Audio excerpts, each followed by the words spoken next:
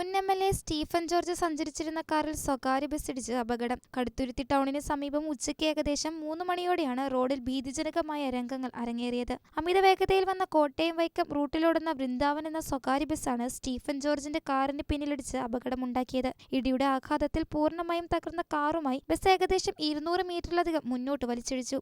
അപകടത്തെ കൂടുതൽ ഗൗരവമാക്കുന്നത് കൂട്ടിയിടിക്ക് ശേഷം ബസ് നിർത്തി ഡ്രൈവർ ഓടി രക്ഷപ്പെട്ട സംഭവമാണ്. റോഡിന്റെ സുരക്ഷാ മാനദണ്ഡങ്ങളെയും നിയമങ്ങളെയും പൂർണ്ണമായി കാറ്റിപ്പറത്തിക്കൊണ്ടാണ് ഡ്രൈവർ ഇങ്ങനെ പ്രവർത്തിച്ചത്. റിപ്പോർട്ടുകൾ പ്രകാരം മുൻ എം.എൽ.എ. സ്റ്റീഫൻ ജോർജ് സഞ്ചരിച്ചിരുന്ന കാർ മുന്നോട്ടു പോവുകയായിരുന്ന വാഹനമായിരുന്നു. പിന്നാലെ അമിത വേഗതയിലെത്തിയ വൃന്ദാവൻ ബസ് കാറിന്റെ പിന്നിൽ ഇടിച്ചു കയറുകയായിരുന്നു. ഡ്രൈവറുടെ അശ്രദ്ധയും അമിത വേഗതയുമാണ് പ്രാഥമികമായി അപകടത്തിന് കാരണമായി കണക്കാക്കുന്നത്.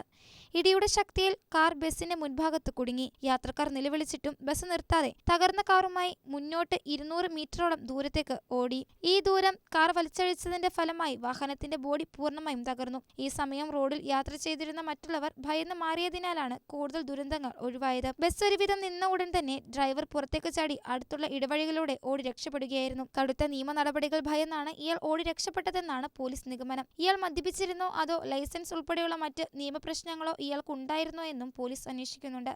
അപകടം നടന്ന ഉടൻ തന്നെ നാട്ടുകാരും സമീപത്തുണ്ടായിരുന്നവരും രക്ഷാപ്രവർത്തനത്തിനായി ഓടിയെത്തി. കാറിനുള്ളിൽ കുടുങ്ങിയ സ്റ്റീഫൻ ജോർജിനെ ഏറെ പ്രയാസപ്പെട്ടാണ് പുറത്തെടുത്തത്. അപകടത്തിൽ സ്റ്റീഫൻ ജോർജിന് സാരമായി പരിക്കേറ്റിട്ടുണ്ട്.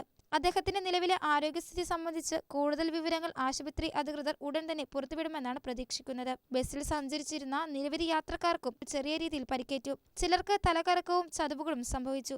പരിക്കേറ്റവരിൽ ഒരാളായ സ്ത്രീക്ക് കൈക്ക് പൊട്ടലേറ്റിട്ടുണ്ട്. ഇവരെ പ്രാഥമിക ചികിത്സയ്ക്കായി കടുത്തുരുത്തി താലൂക്ക് ആശുപത്രിയിലേക്ക് മാറ്റി. അപകട വിവരം അറിഞ്ഞ ഉടൻ തന്നെ കടുത്തുരുത്തി പോലീസ് സ്ഥലത്തെത്തി. പോലീസ് നടത്തിയ പ്രാഥമിക പരിശോധനകൾക്ക് ശേഷം നിയമ നടപടികൾ ആരംഭിച്ചു. അപകടമുണ്ടാക്കിയ വൃന്ദാവൻ എന്ന സ്വകാര്യ ബസ് കടുത്തുരുത്തി പോലീസ് കസ്റ്റഡിയിലെടുത്തു. ബസിന്റെ സാങ്കേതിക പരിശോധനകളും ഫോറൻസിക് പരിശോധനകളും നടത്തും. അപകടം നടന്ന കടുത്തുരുത്തിയിലെ ടൗണിലെ വ്യാപാരികളുടെയും ബസ് യാത്രക്കാരുടെയും മൊഴികൾ പോലീസ് വിശദമായി രേഖപ്പെടുത്തി. ഡ്രൈവറുടെ അശ്രദ്ധ സംബന്ധിച്ച കൂടുതൽ വിവരങ്ങൾ ഈ മൊഴികളിൽ നിന്ന് ലഭിക്കുമെന്നാണ് പ്രതീക്ഷ.